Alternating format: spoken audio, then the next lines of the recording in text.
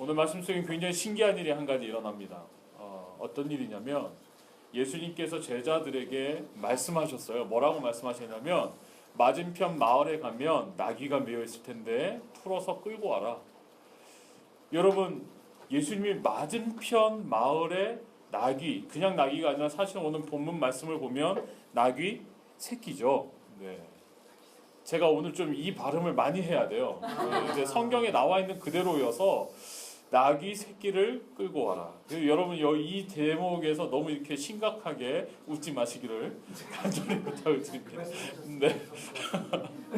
네. 계속 반복할 때 제가 웃을 것 같아서. 네. 여러분, 예수님 어떻게 그런 거 아셨을까요? 맞은편 마을에 가면 한 번도 사람이 타보지 않은 나귀 새끼가 줄에 매여 있을 거다. 그리고 더 신기한 건 그걸 끌고 와라 그랬을 때 거기에 있는 사람이 분명히 물어볼 텐데 뭐라고 대답하라고요? 주가 쓰시겠다 하라. 그 얘기를 하면 아무 소리 안 하고 그 나귀를 내어줄 거라는 걸 예수님 어떻게 하셨을까요? 저는 이 본문 말씀을 일단 이렇게 쫙 읽으면서 너무 한편으로 신기하고 한편으로 감탄할 만하고 굉장히 놀라웠어요. 예수님께서 정말 이 우주 만물을 창조하시고 다스리시고 운행하시는 하나님의 본체셔서 이 세상에 모르시는 게 없구나. 모든 걸 꿰뚫어 아시는구나. 심지어 그 대목에 아무도 타지 않은 나귀 새끼 한 마리가 매여 있을 것도 분명히 아셨고 뭐라고 얘기해야 그걸 풀어줄지도 분명히 아셨구나. 이걸 알 수 있었습니다. 여러분 정말 놀랍지 않습니까? 예수님은 다 알고 계십니다. 이 다 알고 계시다는 사실이 마음속에 두려움으로 다가오는 분은 지은 죄가 많은 분이고 다 알고 계시다는 사실이 안도감으로 다가오시는 분들은 예수님 앞에서 여러분 신실하게 신앙생활을 하시고 계시는 분들입니다. 자, 한번 손 들어볼까요? 두려움인지 안도감인지 왠지 예수님 내 생활을 다 하시면 안 될 것 같고 내 마음을 꿰뚫어 보시면 안 될 것 같은 마음이 자꾸 마음속에 든다면 여러분 좀 한 해를 다시 한번 되돌아보면서 다가오는 한 해를 새롭게 새로운 마음으로 새로운 각오로 시작하게 되기를 간절히 바랍니다. 오늘 말씀 속에 이 신기한 일들 속에서 우리가 제일 먼저 발견하게 되는 것은 예수님이 기다리셨다는 겁니다. 기다리셨다는. 여러분 지금 예수님께서는 드디어 예루살렘의 목전에 와 계십니다. 이제 조금만 더 가시면 예루살렘 안에 들어가시거든요. 여러분 오늘 말씀이 이루어지는 이 벳바게와 베단이라는 이 지역은 예루살렘에서 약 2km에서 3km 정도 떨어진 굉장히 가까운 지역입니다. 이곳은 누구나 예루살렘을 향해 가는 사람들이라면 한 하루쯤 묵어가기도 하고 예루살렘 안에 딱 들어가서 너무 사람들이 많고 번화하기 때문에 그 직전에 잠깐 쉬어가는 마을 정도? 그 정도 되는 것 같아요. 이제 예루살렘의 코앞에 와 계시는 거예요. 이곳을 지나가실 때 예수님께서 지금 이곳에서 아주 신비한 일을 우리가 보기엔 굉장히 놀라운 일을 행하고 계시는 것을 볼 수 있습니다. 여러분 예수님께서 오늘 이 지역을 통과하시면서 아주 적절한 타이밍에 예루살렘에 들어가시는데 이때 이스라엘의 절기가 무엇이었냐면 6월절이었습니다. 예수님께서는 아주 의도적으로 예루살렘을 향하시는 길을 조정하신 것 같아요. 잘 조절하신 것 같아요. 예루살렘을 향해 가시는 여정만 조절하신 게 아니라 예수님의 공생의 3년을 놓고 보았을 때 예수님께서는 이 3년의 시간을 잘 조율하셔가지고 예수님이 예루살렘에 들어가시는 타이밍을 언제로 잡으신 거예요? 언제로 잡으신 겁니까? 6월절로 잡으신 거예요. 이 3년의 공생에만 예수님이 조절하신 것이 아니라 사실 3년 이전에 예수님께서 그냥 우리에게는 정보가 없는 30년의 삶을 사셨는데 이 30살이 될 때까지 이 시기도 사실은 뭘 조절하기 위하신 거예요? 6월절에 예수님께서 예루살렘에 들어가시는 것을 위해서 준비되고 조율되고 맞춰져 있었던 거예요. 더 놀라운 일은 예수님께서 이 땅에 오셔서 공생애를 사시고 그 공생의 마지막 한 주간을 그 십자가를 지시기 위한 그 절기를 6월절로 선택하신 것이 사실은 구약부터 내려오는 굉장히 중요한 예수님이 갖고 있는 의미 있는 구약의 절기를 가져다가 본인을 설명하시는 예수님의 정체성과 본질에 관련된 굉장히 중요한 정보라는 것입니다. 예수님께서 친히 뭐라고 자신을 설명하고 계시냐면 예수님 스스로 본인을 설명하실 때 내가 6월절에 어린 양이라고 설명하셨어요. 6월절만큼 예수님이 누구신지를 보여줄 수 있는 가장 좋은 절기는 없다는 거예요. 6월절이어야말로 예수님이 누구신지를 가장 정확하고 분명하게 우리에게 보여주는, 설명해 줄 수 있는 유일한 절기라는 거예요. 그래서 예수님은 6월절을 선택하셨고 6월절을 기다리셨고 6월절에 맞추어서 지금 예루살렘에 들어가시고 계시는 것입니다. 여러분, 예수님이시니까 이것이 가능한 것 같아요. 그런데 여러분, 왜 예수님이 6월절을 선택하셨을까요? 자신 스스로가 내가 어린 양이라고 이야기하시면서 그냥 어린 양이 아니라 6월절의 어린 양이라고 말씀하셨어요. 여러분, 6월절의 어린 양이라는 것은 어떤 의미가 있을까요? 요세푸스라는 학자에 의하면 예수님 시대에 6월절이 되면, 예수님 시대에 6월절에 예루살렘에서 수많은 어린 양들이 희생 제물이 되었는데, 그 수많은 어린 양들, 이 양들이 잡아서 그 제사 지내지는 그 양의 숫자가 추정하기를 약 25만 마리라고 얘기합니다. 6월절 한 절기에 25만 마리의 양들이 예루살렘에서 제물로 드려졌어요. 아마 온 예루살렘에 그 어린 양을 잡는 소리가 진동했을 것이고 요란했을 것이고, 양을 태워서 하나님께 드리는 제사 때문에 예루살렘 전체가 고기를 누린내로, 저희가 며칠 전에 이렇게 위에서 고기를 먹었는데 그 고기 조금 먹는 것도 굉장히 냄새가 나더라고요. 그런데 여러분, 그 양을 잡아서, 양이 한두 마리가 아니라 25만 마리를 그 절기에 잡아서 제사를 드렸다? 그럼 그 성 전체가 자욱했을 거예요. 고기 냄새가 진동을 했을 거예요. 피비린내가, 이 성전에서 제물을 잡으면 피를 흘려보내는 또랑이 있지 않습니까? 피를 흘려보내는 이 또랑이 마를 새가 없었을 거예요. 계속 피가 흘렀어요. 근데 오늘 예수님께서 뭐라고 말씀하십니까? 내가 뭐라고요? 6월절 어린 양이다. 25만 마리나 절기만 되면 수많은 유대인들이 빠뜨리지 않고 그 양을 가져다가 그 양의 생명을 죽이고 그로 말미암아 하나님 앞에 제사를 드렸어요. 여러분, 이 6월절의 근원은 구약에 있습니다. 출애굽기를 보면 6월절이 어떻게 시작됐는지 우리는 알 수 있습니다. 재앙이 거듭되는 가운데 바로는 이 재앙이 한번 몰아칠 때마다 마음을 더 강팍하게 해서 이스라엘 백성들을 놓아주지는 않았지만, 맨 마지막 재앙인 모든 장자가 죽는 재앙이 이 애굽 땅에 몰아닥쳤을 때 유일하게 말씀대로 양을 죽여서, 어린 양을 죽여서 그 피를 문설주에 바른 집만 죽음의 천사가 방문하지 않았어요.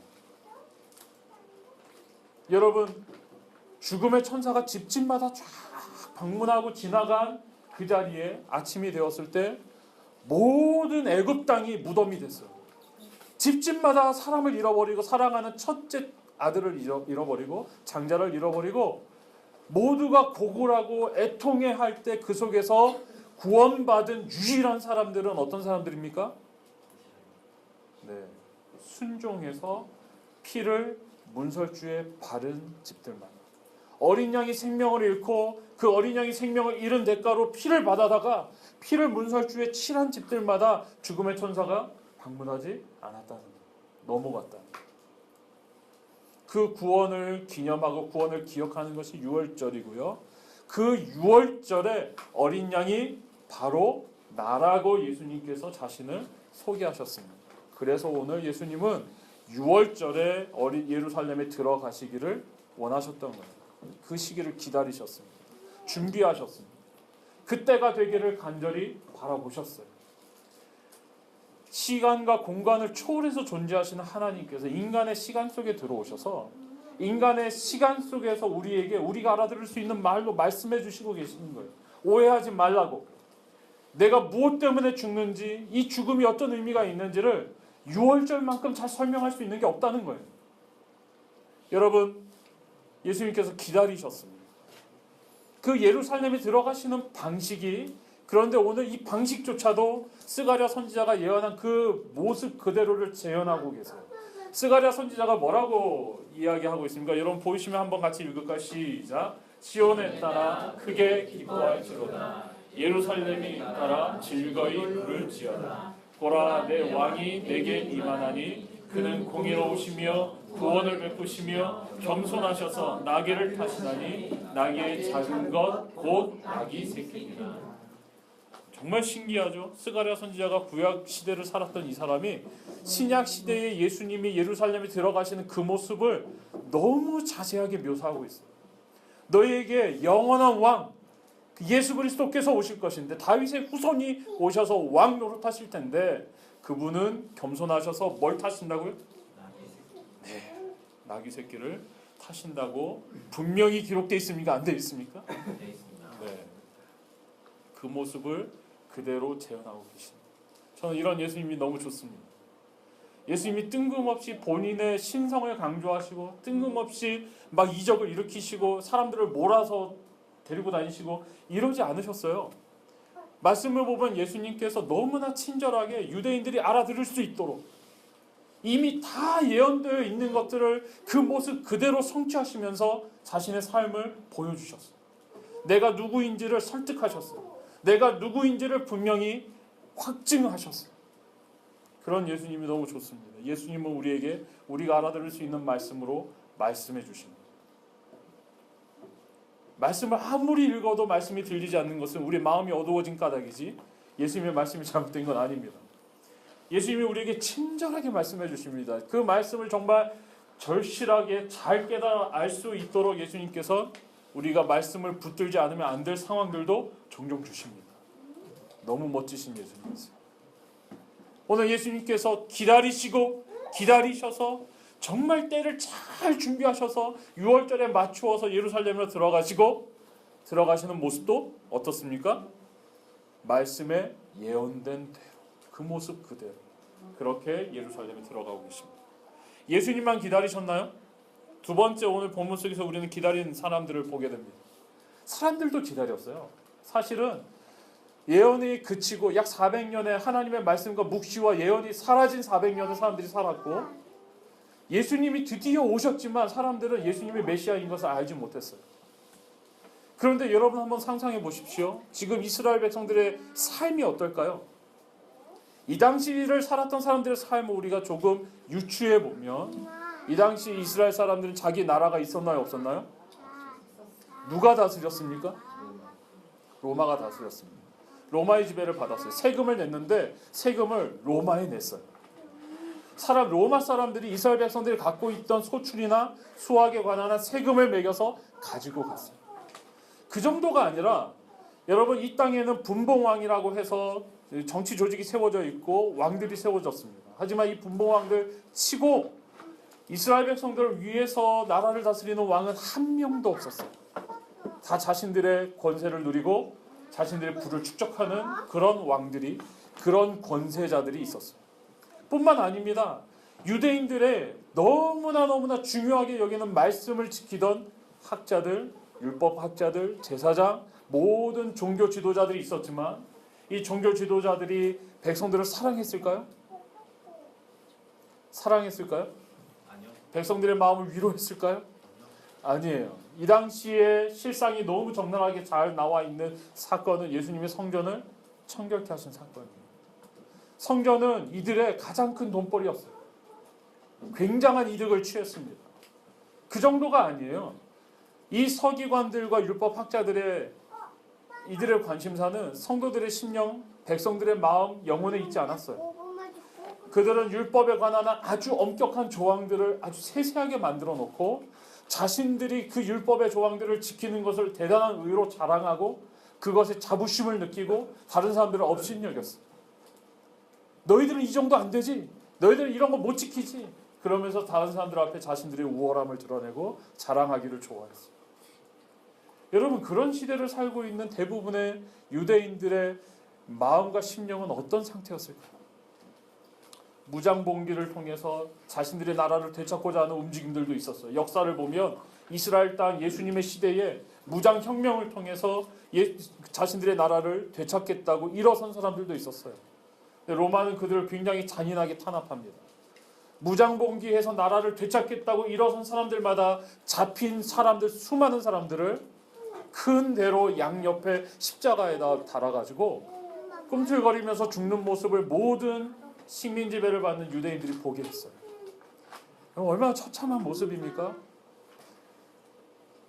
나라를 되찾겠다는 무장봉기도 다 실패했어요. 잔인하게 탄압받았어요. 길가에 세워져서 꿈틀거리는 자신들의 동포들을 보았어요. 십자가에 달려서 피와 물을 쏟으면서 죽어가는 사람들을 보았어요. 왕은 백성을 위하지 않아요. 종교 지도자들도 백성들의 사는 모습, 그들의 고민, 눈물에 관심이 없어요. 암담한 자체였어요. 암담한 자체. 절망하고 희망 없고 하루하루를 살아가는 것이 너무나 버거운 그런 시대를 유대 백성들은 살고 있었어요. 그 처참한 상황 속에서 한 젊은이가 제자들을 데리고 예루살렘으로 인접해가는 길에서 그들이 너무나 잘 알고 있는 스가랴 9장의 말씀 그대로를 재현하고 있는 거예요.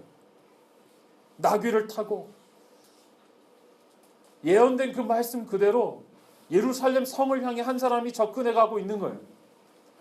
사람들의 마음이 흥분되기 시작했어요. 사람들의 마음이 요동치기 시작했어요.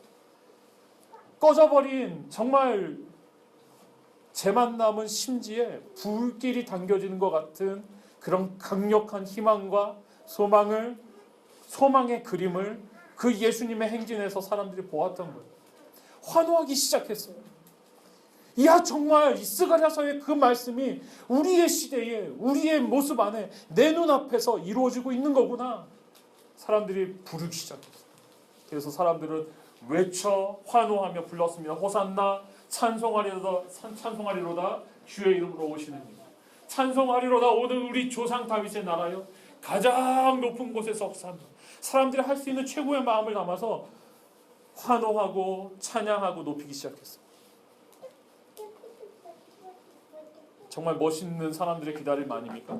여러분, 이렇게 기다리던 사람들의 열망에 부응하는 한 사람을 보았을 때 사람들은 환호할 수밖에 없었어요.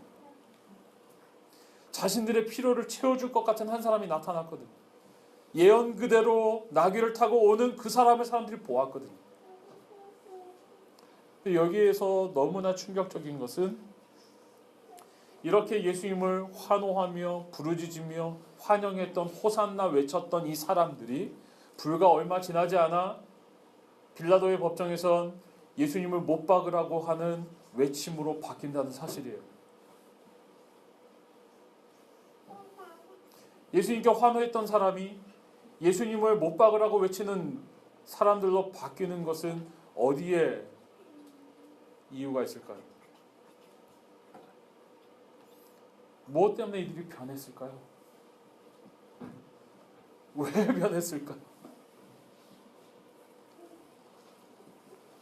오랜 기다림 속에 우리에게 오시는 메시아, 나를 구원해 줄 사람이 누구여야 한다는 그림이 이 사람들 사이에선 있었던 것 같아요. 그런데 정작 기대했던 그 사람이 아닌 것 같은 모습을 보았을 때 사람들은 그 사람을 십자가에 당연히 못 박아도 된다고 생각했던 것 같아요. 그렇지 않습니까? 오늘 이 사람들의 기다림에서 우리가 교훈받는 건 뭡니까? 이 사람들의 기다림이 우리에게 얘기하는 건 뭐예요?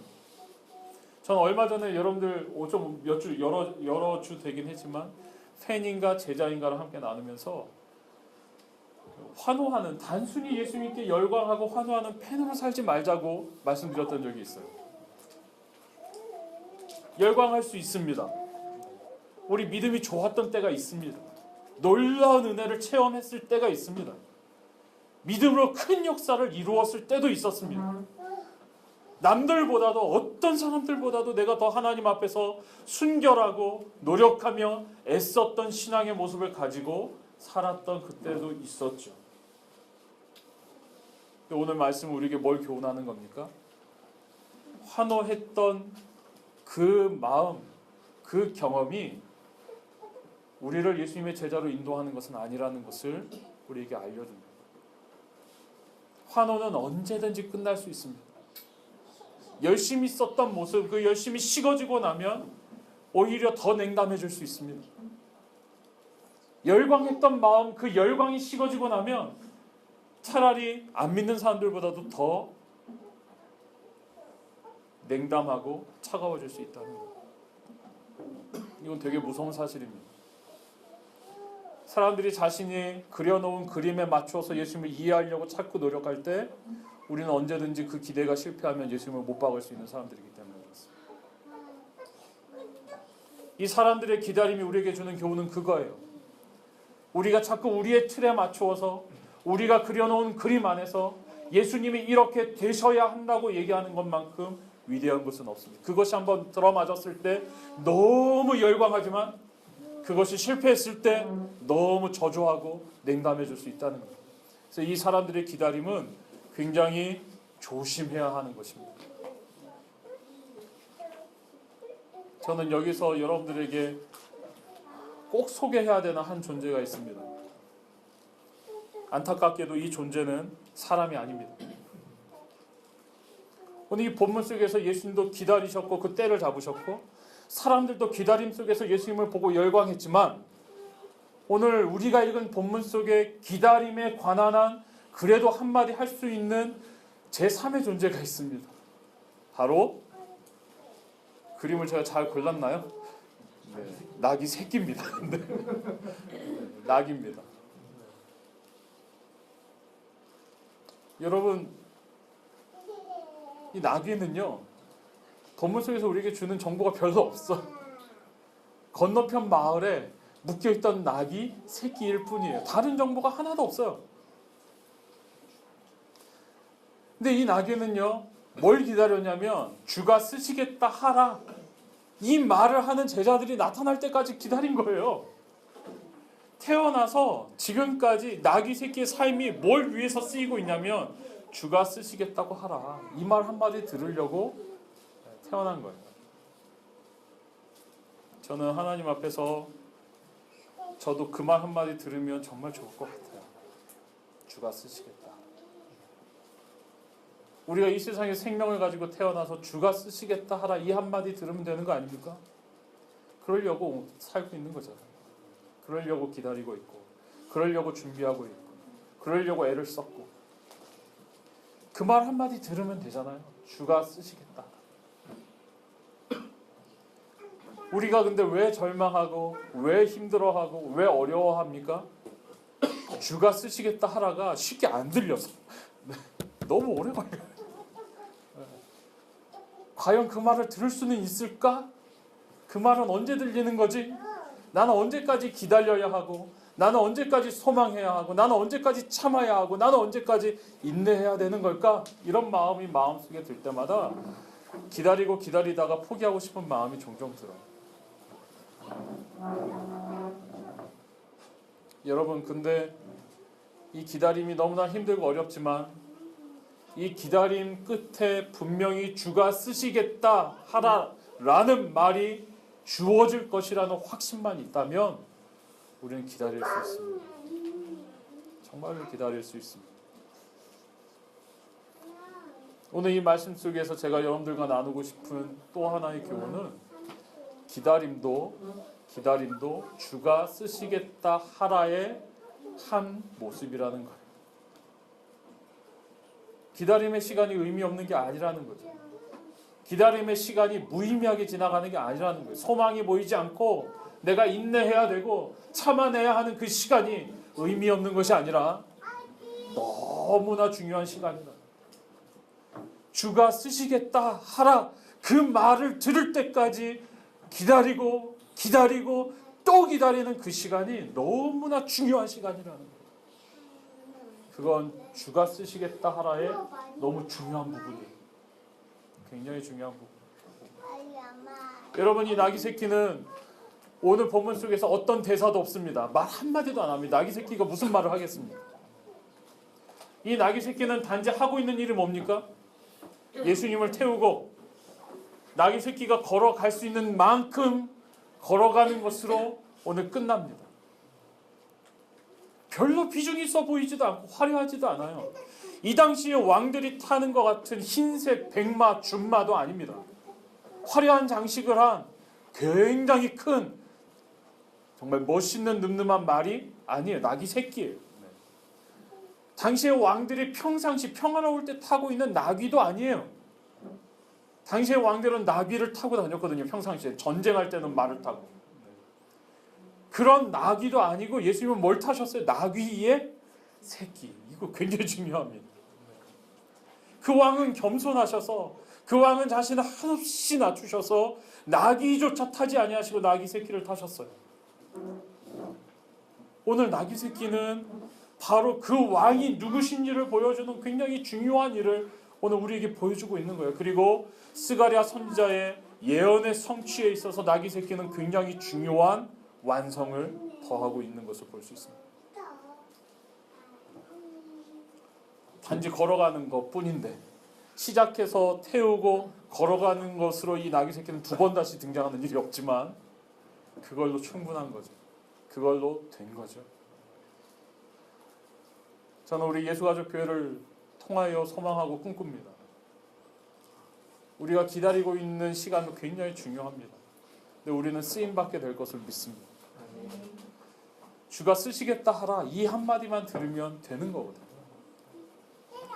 실제로 오늘 우리의 삶 속에서 우리는 종종 주가 쓰시겠다 하라는 이 말을 기다리고 듣습니다. 이것은 그 말을 못 들어서 헌신하지 못하는 게 아니에요. 우리의 마음이 잘 준비되고 인내하고 참고 소망할 때 때로는 주님이 쓰시겠다고 하시는 그 타이밍이 있어요. 나만이 해줄 수 있는 말, 나만이 낼 수 있는 마음, 나만이 품을 수 있는 영혼, 나만이 할 수 있는 일들이 내게 찾아올 때 주가 쓰시겠다고 하는 바로 그 타이밍이에요. 세상에 수많은 교회들이 있지만 예수가족 교회만이 할 수 있는 일이 있다고 저는 믿습니다. 저희는 또 그 일을 이미 하고 있습니다. 저는 여러분의 삶에 분명히 하나님이 하실 수 있는 일들이 분명히 있습니다. 여러분만이 할 수 있는 일이 분명히 있다고 믿습니다. 그때를 기다리고 있잖아요. 이 기다림의 시간이 의미 없는 것이 아니라 이 기다림 속에서 우리가 소망을 연습하고 희망을 붙잡고 인내를 더욱더 연마하며 주님이 쓰시겠다고 하는 그 한마디 말을 듣기 위해서 기다리고 또 기다리고 계속해서 기다리는 우리 모두가 될 수 있기를 간절히 소원합니다. 원망하고 불평하며 기다리는 사람이 아니라 짜증내고 화를 내며 기다리는 사람이 아니라 주님이 쓰실 때까지 기다리는 우리 모두가 되기를 간절히 바랍니다. 저에게 기도 제목이 있습니다. 우리가 함께 품고 기도해야 될 기도 제목은 이겁니다. 우리의 기다림 가운데 하나님 우리에게 소망과 인내를 허락하여 주옵소서. 우리의 기다림 가운데 하나님 우리와 함께 동행하여 주옵소서. 우리의 기다림 가운데 소망과 인내로 우리를 지켜 주옵소서. 2016년 주님이 쓰시고자 하실 때 우리가 아무 소리하지 아니하고 순종하며 나아갈 수 있는 우리 모두가 되게 하여 주옵소서. 우리가 이 기도의 제목들을 품고 기도하며 하나님 앞에 나아가게 되기를 간절히 소원합니다. 기도하겠습니다.